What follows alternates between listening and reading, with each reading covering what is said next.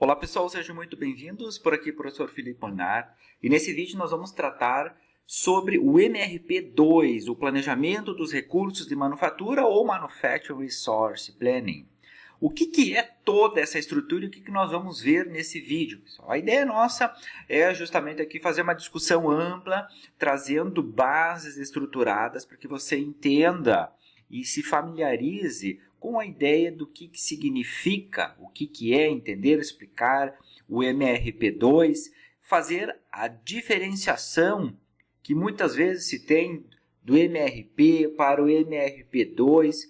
Por quê? Porque nós precisamos entender melhor essa estrutura e não somente ter que o MRP2 é uma evolução do MRP em si, que isso é uma estratégia muitas vezes errada em si que se trabalha nessa nossa estrutura. Então, esse nosso vídeo, pessoal, ele vai servir para você que é gestor, para você que trabalha na área de planejamento, programação e controle de produção, que está muitas vezes estudando sobre essa disciplina na sua graduação, na pós-graduação em si. Então, tudo isso aqui nós vamos abordar agora no nível que você possa trabalhar nessa estrutura em si. Então, só para você entender, pessoal, quando está se falando de objetivos e de conceitos, no primeiro ponto aqui de MRP em si, o principal ponto, pessoal, que nós precisamos, até antes de nós discutirmos especificamente essa tabela, é que o MRP2 não é apenas um sistema MRP com cálculo de capacidade produtiva.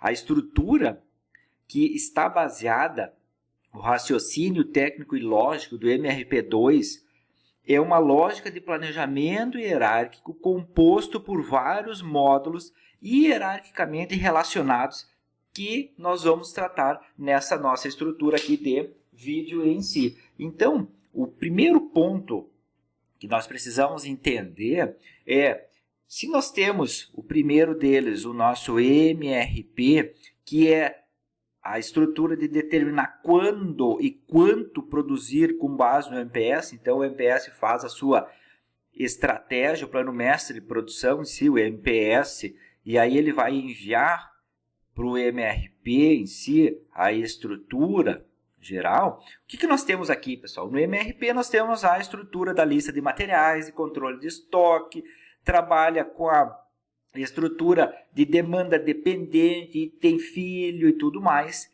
Agora no MRP2, pessoal, e aí por isso que é a estrutura, que são os planejamentos, é o planejamento dos recursos de fabricação em si, que é bem diferente de que só planejar os requisitos de materiais em si, do MRP. Nós vamos fazer o que se chama de planejamento integrado dos recursos produtivos, ou seja, nós vamos, além de incluir a ideia de materiais, então por isso que vem aqui do MRP, nós vamos fazer toda a parte de capacidade, então, nessa estrutura e também a parte de finanças. E isso aqui vai permitir simulações e programação de chão de fábrica. Essa estratégia do MRP2 ela tem uma abrangência, então, que se você já percebeu, além da ideia de produção, nós vamos acrescentar vendas, finanças, compras, o chão de fábrica e vai considerar restrições de capacidade e de custo produtivo. Então, todo este bloco aqui é o componente do MRP2. Não somente uma evolução do MRP, mas uma estrutura integrada dos recursos produtivos em si. Agora, pessoal, nós temos um vídeo específico para o MRP nós temos um vídeo, para o ERP nós também temos um vídeo sobre isso. E o que diferencia, como aqui nós estamos falando do MRP2 para o ERP? O ERP, pessoal, é um planejamento de recursos empresariais, aqui, uma estrutura nessa linha. Por quê? Porque ele não vai somente integrar os recursos produtivos em si. No ERP é uma estrutura corporativa completa. Tem as suas estratégias, as suas diferenças, dependendo do software que a sua empresa aplica na estrutura para ERP, do sistema de informação da sua empresa, ela tem, dependendo, vai ter os módulos, vai ter as estruturas, os detalhamentos e tudo mais. mas ela não somente ela visa os recursos produtivos, ela faz toda a estratégia em si. Por quê? Porque ela utiliza uma base de dados únicas, ou seja, ela vai padronizar processos, se assim você demandar, permitindo uma ideia mais de tempo real da sua produção, ou seja, uma checagem mais dos itens, por exemplo, de vendas, de estratégia comercial, na área de manutenção, de relatórios, de RH, tudo isso de logística, todas elas integradas nesta estrutura. Então, se você for avaliar aqui, se inicia com com o planejamento mestre da produção, a IMPS, claro que vem a previsão de demanda e outros itens anteriores, planejamento de vendas e operações e tudo mais, pessoal. Aqui na estrutura, o planejamento de vendas, o S&OP, aqui no caso, mas tudo isso aqui vai sendo integrado com o ERP em si. Então aqui, como o vídeo é MRP2, vai passar nessa estrutura que muitas vezes vai ficar ali, mas parece que falta um item, porque existe uma outra estrutura, então é um outro sistema que vai abranger aquilo que porventura na sua avaliação esteja faltando naquele momento em si. E é justamente isso, esse sistema de apoio à decisão, aquilo de materiais, o planejamento de recursos de materiais, ele vai trabalhar o que, o quanto e o quando. Se você, para quem já assistiu o vídeo sobre o MRP, se trata essas três estruturas aqui. Agora, no MRP2, aí sim vai entrar o como. Quais são os recursos produtivos, ou seja, na ideia de produzir e comprar, que vai ser colocado nessa estratégia em si. Então, nós vamos agora entendido um pouco mais sobre o conceito de MRP2, vamos falar um pouco sobre a estrutura do sistema MRP2 em si. O que nós temos? Tem muitos autores, e eu estou colocando aqui uma figura que eu acho que é importante para nós termos a difusão do conhecimento mais adequada, que é do autor do Luiz Henrique Correia, que ele trata essa estrutura, ele chama de blocos do MRP2. Então, o que se tem? Que o fluxo de informações e decisões que caracteriza o sistema MRP2 pode ser todo visto na ilustração aqui. E o que nós temos, pessoal? Nós temos três grandes blocos, que é o primeiro deles, se nós fizermos um comparativo, uma analogia com um veículo, nós temos lá o comando, nós temos o motor e as rodas. Então, nós temos o comando aqui, nós vamos explicar cada um deles, o motor e as rodas. E cada um deles num sistema, aqui eu coloco uma seta lateral em si, é uma estrutura que nós vamos tomando as decisões estratégicas na empresa, vai passando pelo sistema de vendas e operações em si, o S&OP, aqui no caso, vai sendo elaborado o orçamento, o plano de vendas, o plano de produção agregada.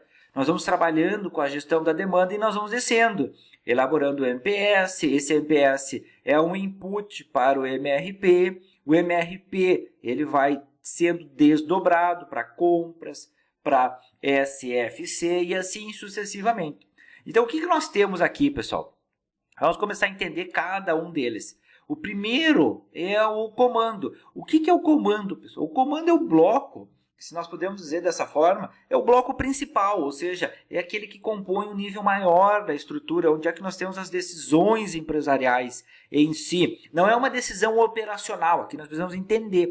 Não é uma decisão operacional, ela é composta, o comando, por os níveis mais altos de planejamento, ou seja, a ideia de direção, de planejamento estratégico. Por isso aqui está a estratégia em si, ligada com o plano de vendas e operações em si. Sempre trabalhando com a gestão de demanda. E ainda nós temos o planejamento mestre da produção, MPS aqui. Tá? E aí o que se tem nessa estrutura, pessoal? A responsabilidade pelo desempenho competitivo da empresa. E é uma decisão de alta direção. Esse é o primeiro grande bloco, talvez seja o bloco cérebro da estrutura, onde é que se faz todos os trabalhos que se tem, a elaboração do MPS, os recursos críticos, tempos padrão, a política do estoque, como é que a sua empresa trabalha os estoques em si, como é que faz a gestão, a previsão de demanda em si para a sua estratégia. Tudo isso é nesse bloco de comando em si, que é um ponto do MRP2 em si. Vamos para o próximo, que é o motor. Então, o motor é aquela parte mais tática em si do MRP2, ou seja, é responsável por, eu faço o que se chama de desagregação das decisões tomadas no comando, então aqui no comando, e eu começo agora, se você lembra, da parte do MRP, eu tenho o planejamento, o mestre de produção em si, que eu já trabalhei com os item pai, agora eu tenho que no MRP fazer todo o desdobramento dos itens filhos. Tá? Então, nível 1, nível 2, nível 3 e assim sucessivamente. Ou seja, eu vou estar trabalhando as estruturas, parâmetros, lista de materiais, as ordens, centros de trabalho, roteiros, operações, posição do estoque, porque agora nós não estamos definindo a política, nós estamos trabalhando com ela, porque é vinculado ao MRP e ao CRP em si. Então, duas estruturas, inclusive nós temos vídeos sobre o CRP, o RCCP, nós temos vídeos explicando cada uma dessas estruturas, tanto a parte do que compõe as etapas, componentes, quanto exemplo prático aplicado de cada uma delas, do MPS, MRP, CRP, RCCP, e assim sucessivamente. Nós temos vídeo para isso, para que você entenda uma vez por todas essas estruturas aqui. E aí, fechando esse bloco do motor, pessoal, o que ele começa a gerar aqui? Se eu tenho o input, que é o plano mestre de produção, mas eu também vou ter no motor uma saída, que é o plano detalhado de materiais, ou seja, do MRP e do CRP, dos dois em si. E isso vai fazer o quê? Gerar decisões desagregadas nos níveis requeridos para execução, ou seja, o que, quanto e quando produzir ou comprar, além das decisões referentes à gestão de capacidade mais de curto prazo em si. E aí um outro ponto, pessoal, se você já prestou bem atenção aqui, nós estamos cada vez mais chegando no que se diz operacional, então aqui seria uma parte de estratégia, aqui tático e operacional em si. Recebido o plano do MRP e do CRP, agora nós vamos partir ou para a parte de compras, ordens de compras em si, ou as de fabricação. E aí nós vamos fazer a nossa gestão do shop floor aqui, ou seja, controle de chão de fábrica em si. Nós temos, por um lado, o programa de fornecedores, mas também nós temos o programa detalhado de produção, aquela programação fina em si, que se trabalha nessa parte final ou nas rodas em si, que é controlar o cumprimento do planejamento, realimentando todo o processo. Ou seja, o que acontece se eu tenho algum erro em si, eu volto lá para a posição de estoque, faço algum realinhamento. Tudo isso vai depender da sua estrutura e como a sua empresa trabalha essas visualizações. Então, entendido que o MRP, pessoal, ele é muito mais do que somente o MRP em si. Então, o MRP2 ele é muito mais do que uma simples evolução do MRP, que muitas vezes se tem a impressão, o estudante mais de primeira vez, eu tenho o MRP, agora eu vou para o MRP2. Então, um é material, o outro... Não é bem assim. O MRP é o de material. Agora, o MRP2 é da manufatura, é de fabricação. Muito mais do que materiais em si. Só para você ter essa base. E essa imagem, ela ilustra muito bem essa estrutura toda aqui. Entendido isso, um ponto importante para nós dialogar aqui é o que se chama de características hierárquicas em si. Então, naquela estrutura, quando está sendo mencionado o MRP2, que se começa lá no planejamento de vendas e operações, no Sales and SOP aqui, no caso, o que nós temos? O planejamento mestre das operações, todas elas, ele vai girar por uma questão lógica, pessoal.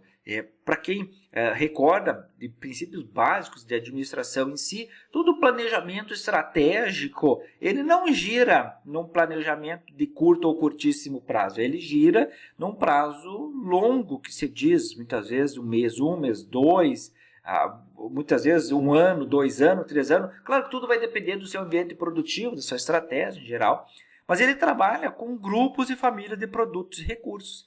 Então essa é a primeira parte que você tem no MRP2. O segundo é o Plano Mestre de Produção, o MPS em si. E o que ele trabalha? Produtos e recursos de inércia média em si, aquilo que eu posso colocar lá para quem lembra dos time fences ou as fendas de tempo, janelas de produção, a ideia de médio prazo. Então, semana 1, semana 2, semana 12 e assim sucessivamente. Por quê?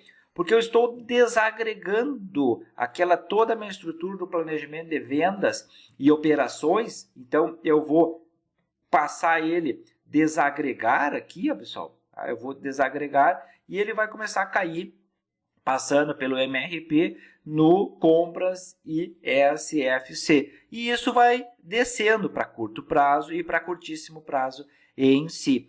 Todas elas, eu tenho desde o grupo de famílias em si, dos produtos em geral, depois eu desço para componentes ou para itens filho em si, e depois eu já tenho esses itens filhos estruturados aqui no MRP, operações e alocação detalhada dos recursos em si. Entendido isso, pessoal? Essa nossa estrutura, eu somente deixo aqui para fazer a representação para você. O mais importante é que nós consigamos entender que o MRP2 ele trata desde uma estrutura de longo prazo ao curtíssimo prazo. Então é um erro muitas vezes, mas o MRP2 ele é só estratégico.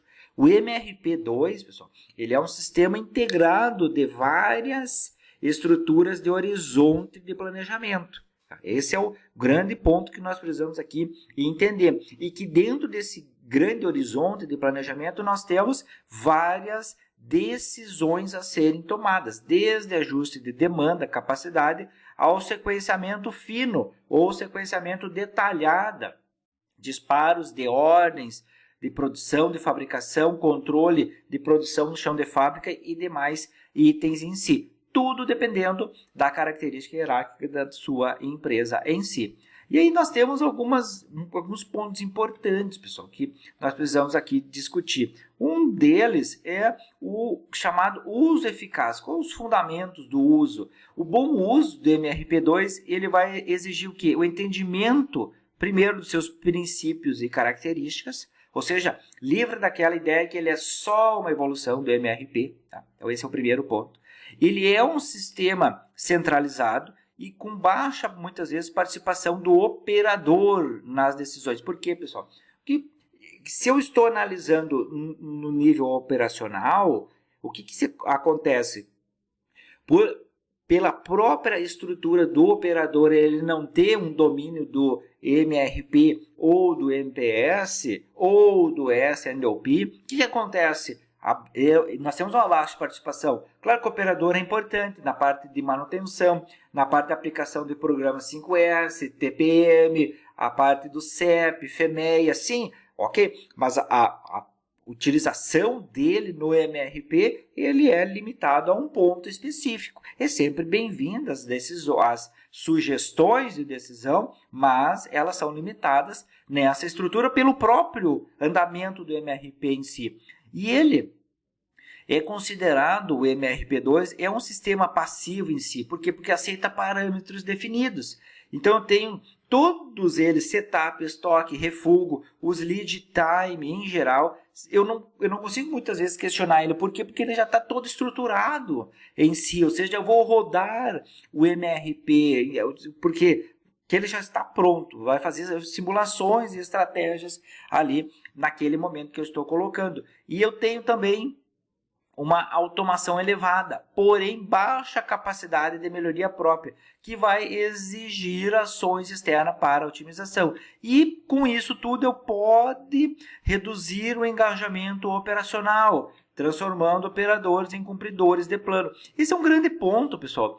Para quem trabalha com MRP2 em si, o ponto é, o plano ele já, muitas vezes, o que acontece? Mas ele já vem formatado, top-down, muitas vezes você diz, da estratégia para o chão de fábrica, não necessariamente que aquilo seja ruim em si, mas a ideia é que quando ele vem organizado nessa estrutura, seria para reduzir os problemas de interpretação que um nível possa ter. Ou seja, o tático recebe uma estrutura do estratégico. Será que o tático vai passar exatamente para o operacional aquilo que veio do estratégico? Como é que ele vai fazer a desagregação, o desmembramento, o desdobramento das estratégias em si, do estratégico para o operacional? Por isso que muitas vezes a estrutura ela fica ela tem um escopo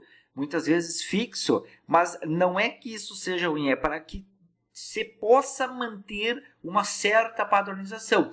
Por lógico, pode-se ter erro no meio, pode-se ter, não há um sistema MRP2, assim como você, para quem conhece ERP, sabe muito bem disso, que tem muitos problemas no meio, e você tem que, o pessoal do PCP muitas vezes tem que estar lá apagando incêndio, porque se tem problemas, se tem quebra na produção, ajuste fino, que era para sair por questão lógica mais tranquilo, está saindo muito grosseiro, não estou conseguindo acertar a produção, tem problema. Então tudo isso é uma estratégia para tentar reduzir, mitigar esses problemas em si. E aí alguns requisitos, aspectos críticos de requisitos do uso do MRP2. A eficácia, pessoal, ela depende de dados de entrada acurados e atualizados, ou seja, eu preciso ter aquela informação precisa, eu preciso ter aquela disponibilidade de material exata, a quantia exata, mas quanto que eu tenho no almoxarifado em si,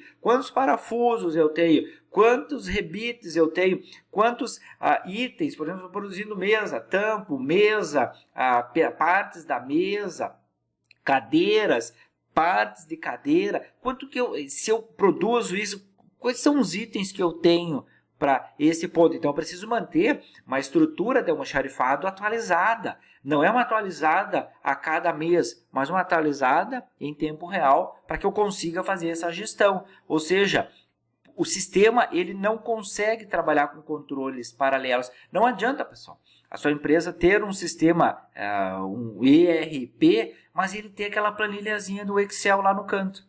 Então, eu tenho um ERP, a minha empresa investiu milhões naquele software, faço todos os treinamentos, mas no dia a dia eu uso Excel. Então nós temos um problema nessa estrutura. Alguém está errado aí.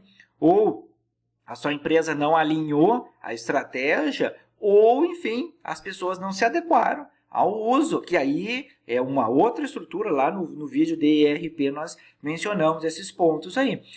Por quê? Porque demanda disciplina rigorosa na forma de trabalho, revisão de rotinas, padronização de processos.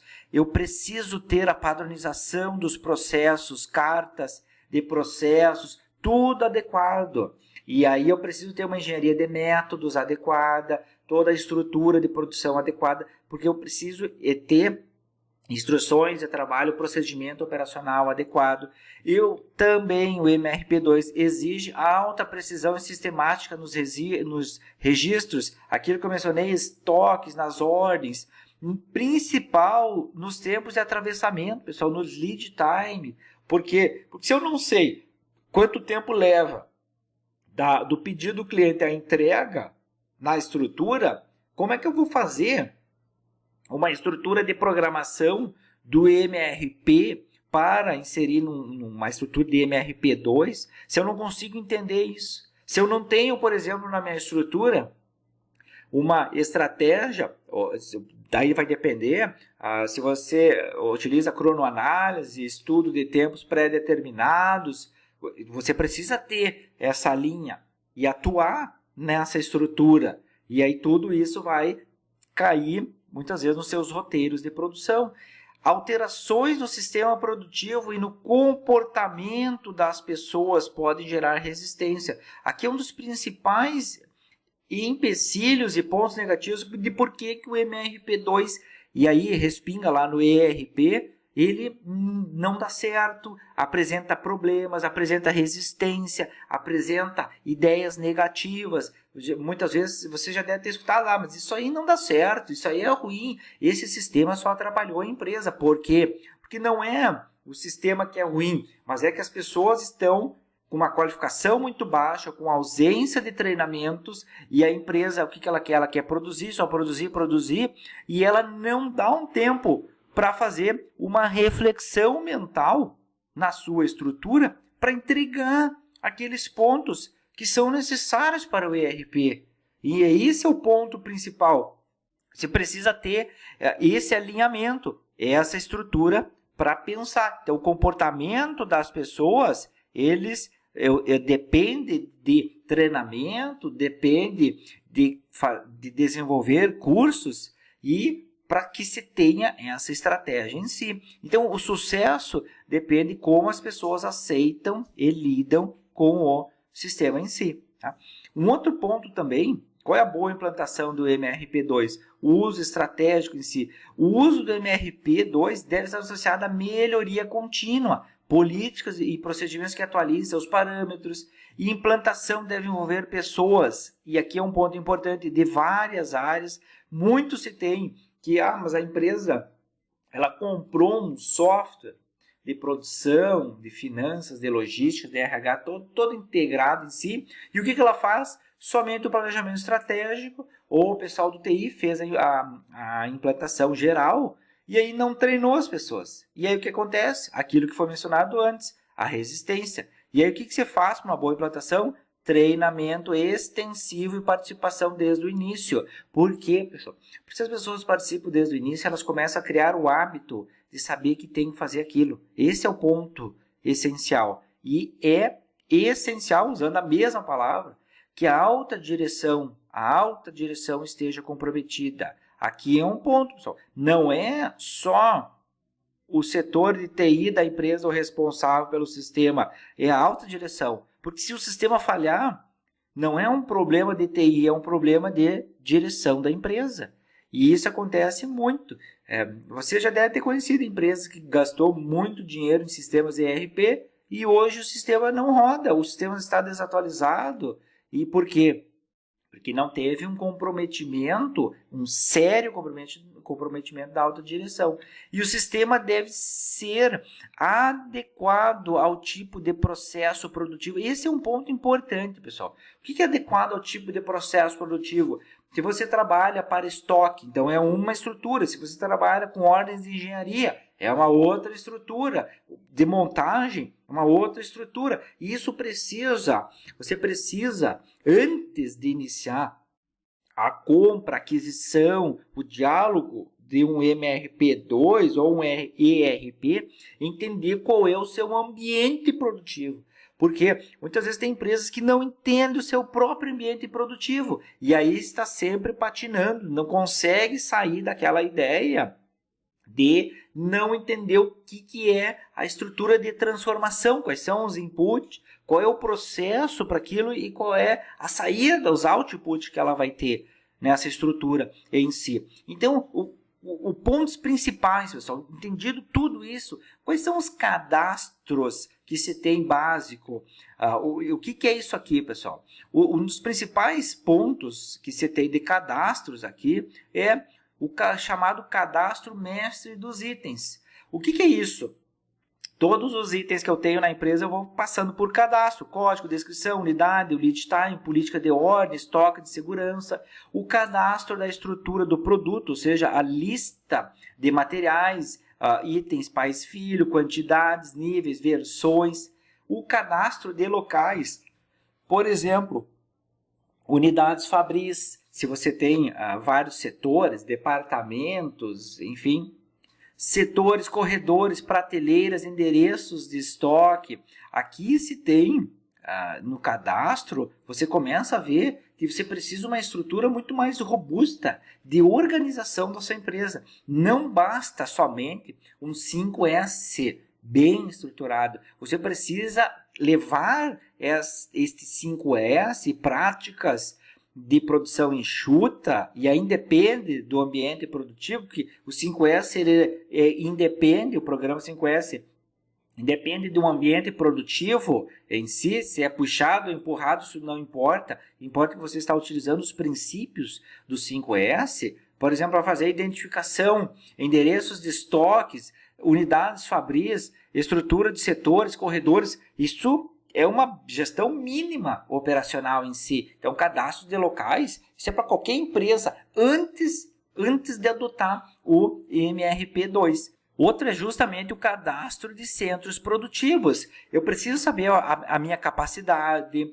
a parte de quais são os horários de trabalho, qual é a política, eu trabalho com hora extra, não trabalho com subcontratação, como é que eu faço? Essa é a minha estratégia de trabalho em si. Qual é a eficiência, quais são os recursos disponíveis que eu tenho na minha empresa, cadastro de calendários, dias úteis, feriados, paradas, turno, disponibilidade semanal, cadastro de roteiros, sequências de operações, tempo de processo, setup, movimentação, recursos. Tudo isso são os cadastros principais que eu preciso ter para organizar minimamente um MRP2. Se eu não tenho isso, pessoal, na verdade, não adianta agora eu tenho tudo isso, agora então eu tenho uma estrutura para MRP2. Até sim, mas você vai depender de outros itens a mais que eu coloco aqui. Então, você vai ver que muitas coisas aqui,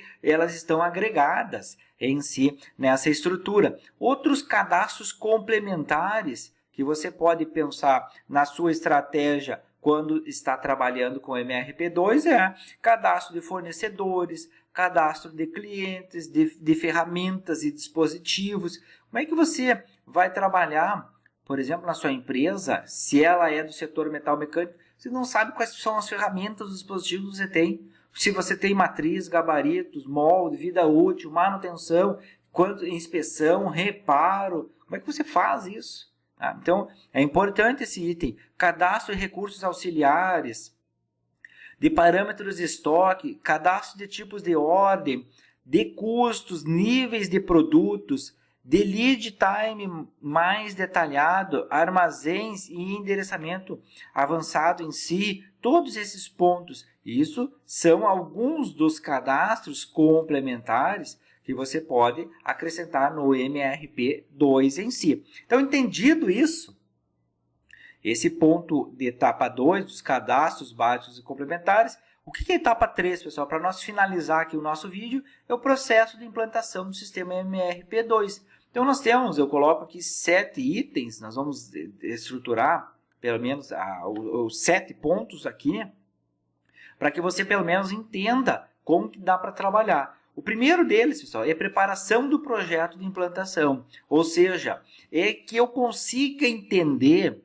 o que eu quero na empresa, se eu tenho meu ambiente produtivo adequado, se eu tenho a minha estrutura organizada, o meu nível de estoque organizado, em qual horizonte isso está posto, quais são os recursos que vão ser afetados inicialmente, então pessoas, tempo, orçamento, infraestrutura, materiais e outros itens em si. Tá?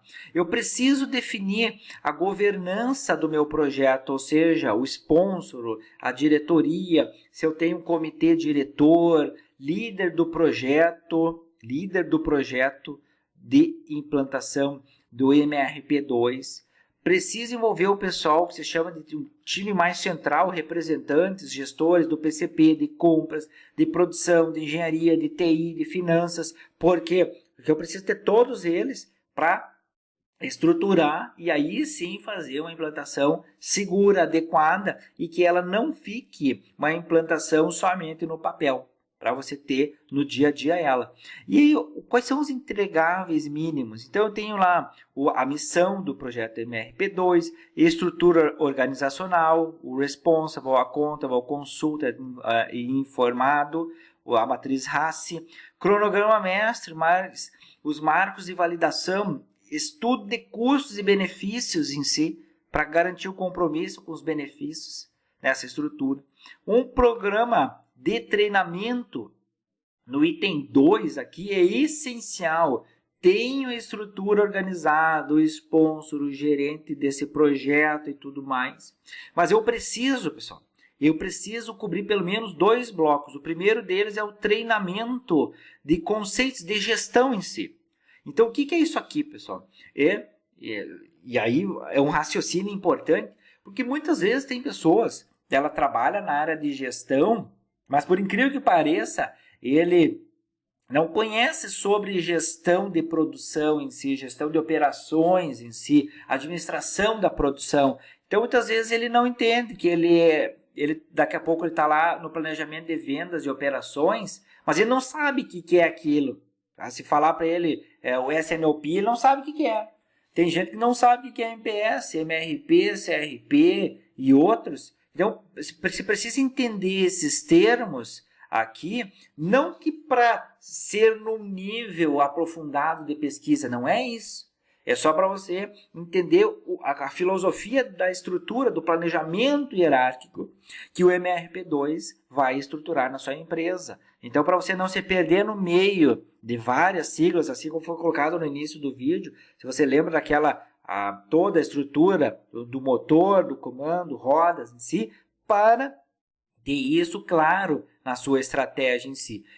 Feito o treinamento conceitual de gestão, o treinamento operacional, ou seja, aqueles usuários do dia a dia, telas, cadastros, transações, mensagens de sessão, como registrar eventos em tempo real, então entradas, saídas, as movimentações, como interpretar relatórios e agir neles, e quais são os entregáveis mínimos de uma estrutura de programa de treinamento.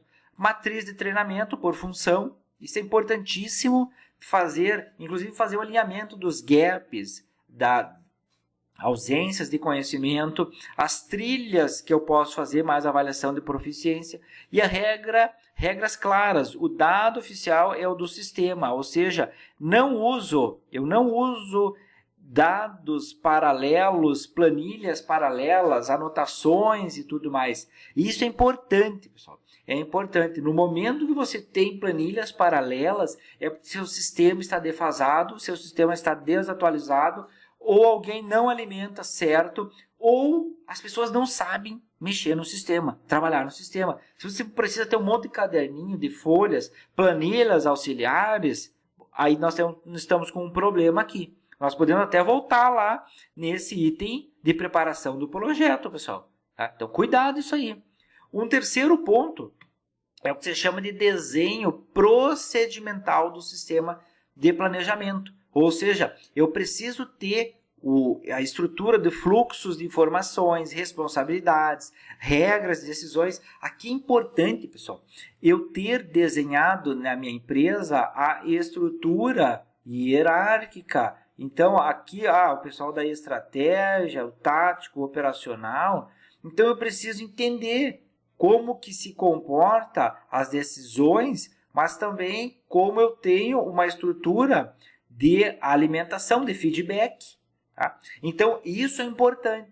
E aí eu vou saber, e aí vem um outro problema que muitas empresas não têm, é a estrutura de responsabilidades e delimitações das responsabilidades em si. Não é só responsabilidade no sentido estruturado de um projeto. Por exemplo, a parte de orçamento, até quanto um gestor na área tática, ele pode ter um valor de consumo em si, ele pode autorizar um projeto de até quanto. Então, a parte tática, o operacional, quais são os limites do operador, o que ele pode, o que ele não pode fazer. Então, isso precisa estar alinhado às responsabilidades, regras de decisão em si. Tudo isso, informações de entrada necessárias e as de saída esperadas. Um outro ponto, de blocos típicos em si que se pode ter, que eles devem estar desenhados, plano agregado, previsão de demanda, o MPS, o MRP, todos os de capacidade, programação e controle do chão de fábrica, compras e a interligação com fornecedores, tudo isso, pessoal, para que eu tenha o quê? Os entregáveis mínimos, ou seja, o mapa do processo, matriz de responsabilidades, lista de entradas e saídas por módulos, por departamentos, por funções, tudo isso no item 3. no desenho procedimental do sistema de planejamento. Depois eu vou para o item 4. Revisão dos processos logísticos. Depende da integridade transacional. Ou seja, se a movimentação física não for acompanhada de registro correto, o sistema planeja em cima de ficção. É aquilo que nós já mencionamos anteriormente. Que quer dizer o quê? Que eu não posso fazer planejamento em cima de uma estrutura que não existe. Eu não tenho como, muitas vezes, imaginar, olha, o lead time para aquela peça no torneamento ela é de 45 segundos. No momento que eu não sei, eu estou planejando em 45, mas daqui a pouco ela é 15 segundos, ela é 30 segundos, ou daqui a pouco ela é de 90 segundos. Então eu preciso ter uma estrutura adequada de não ficção, mas baseada na realidade em si. E aí eu tenho o quê? Quais são os entregáveis mínimos? O padrão de endereçamento, ou seja, para onde é que vai as coisas dentro da minha empresa.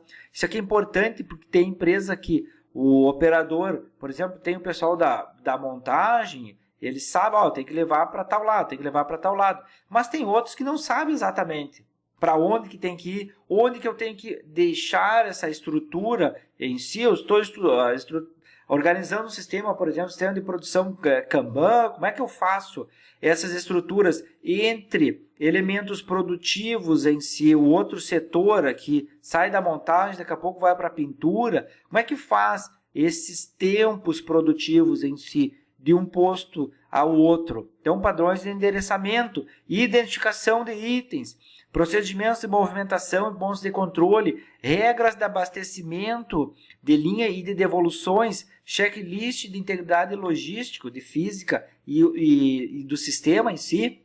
Então, os processos logísticos extremamente importantes aqui na implementação do MRP2. 5, pessoal. Quinto item, garantia da acurácia da base de dados, ou seja, trabalhar com dados reais. E isso quer dizer o quê? Que não adianta a empresa somente alimentar o software com dados antigos. Eu preciso organizar ela numa estrutura que se chama de base única. Ausência de bloquinhos de notas, ausência de planilhas auxiliares que elas... Na verdade, as planilhas auxiliares estão rodando a produção ao invés do MRP2. Por quê? Porque tudo isso eu vou ter alguns entregáveis mínimos. Política de acurácia, metas, tolerâncias, a estrutura de governança da empresa, plano de inventário rotativo, a frequência por classe, auditoria de dados críticos, os itens, lista de materiais, estoque, lead time, parâmetros, a parte de qualidade. Muito importante nesse ponto de auditoria de dados críticos, de dados de qualidade em si. Um sexto ponto, pessoal, elaboração de procedimentos. E aí, o que se tem? O procedimento não é só aquele procedimento operacional padrão, pessoal, mas é toda uma estrutura que se importa na empresa e por isso que se tem.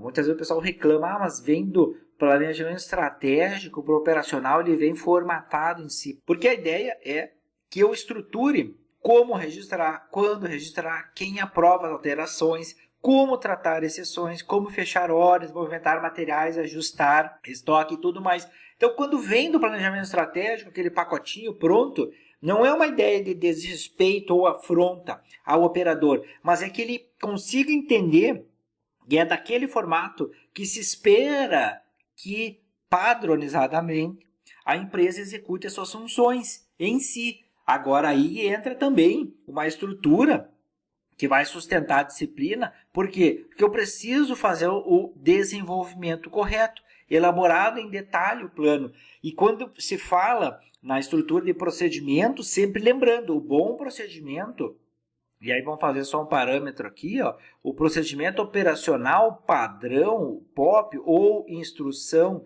de trabalho. Qual é a boa instrução de trabalho? A boa instrução de trabalho é aquela que envolve o operador da função, que envolve o seu gestor, que tem um diálogo construtivo para se chegar no meio termo mais adequado, respeitando as políticas da empresa. Então, esse é o ponto. Não adianta eu simplesmente colocar um procedimento operacional, elaborar que eu tenho MRP2, agora eu vou colocar um procedimento ali. E aí eu nunca escutei o operador, como que ele faz. E aí o que acontece? Esses procedimentos, muitas vezes, eles caem no esquecimento, coloca na gaveta, e aí nunca mais ninguém sabe dessa estrutura. E não é esse ponto em si. E eu tenho nessa estrutura o que se chama de entregáveis mínimos. Então, manual de procedimentos por processo. Aí vai lá o do PCP, de compra, de almoxarifado, produção, engenharia. As tarefas, em geral, eu posso organizar nessa estrutura. Todas elas com os procedimentos em si.